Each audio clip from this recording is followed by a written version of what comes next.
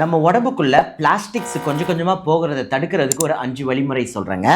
முதல் விஷயம், நிறைய பேர் உங்கள் வீட்டில் பிளாஸ்டிக் கண்டெய்னர்ஸ் யூஸ் பண்ணுவீங்க. கண்டிப்பாக அதுலேருந்து தவிர்த்துட்டு மெட்டலு, ஸ்டீலு இதுக்கு மாறினீங்கனாலே நிறைய பிளாஸ்டிக்ஸ் உடம்புக்குள்ளே போகாமல் தடுத்துக்கலாம்.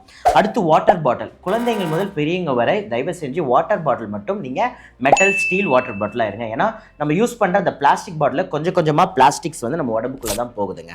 அடுத்து பார்த்தீங்கன்னா plastic cutting board. So shopping board இருக்கும். அதில் நீங்கள் என்னைக்காவது பார்த்துருக்கீங்களா? அதில் ஒரு கோடு கோடாக இருக்கும். அதோட பிளாஸ்டிக்ஸ்லாம் எங்கே போச்சு? எல்லாமே நம்ம உணவு மூலியமாக வயிற்றுக்கு தான் போகுது. அப்போ நீங்கள் மெட்டல் போர்டு இல்லை வுட்டிலே கிடைக்கும். சாப்பிங் போர்டு வுடன் போர்டாக நீங்கள் வாங்கிட்டீங்கன்னா ரொம்ப ரொம்ப நம்மளுக்கு சேஃப். அடுத்து பார்த்தீங்கன்னா டீ பேக்ஸ்.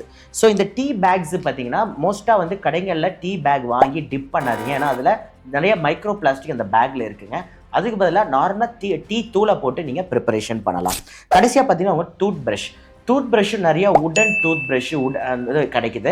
ஸோ மூலிகைகள் டூத் ப்ரஷ்ஷுன்னு உங்களுக்கு கிடைக்கிற ஸ்டோர்ஸில் கிடைச்சதுன்னா இதை ரீப்ளேஸ் பண்ணுங்கள். ஸோ இந்த ஒரு 5 விஷயங்கள் நீங்கள் பண்ணும் போதே நம்ம உடம்புக்குள்ளே பிளாஸ்டிக்ஸ் நிறைய போகிறத தடுக்க முடியும்.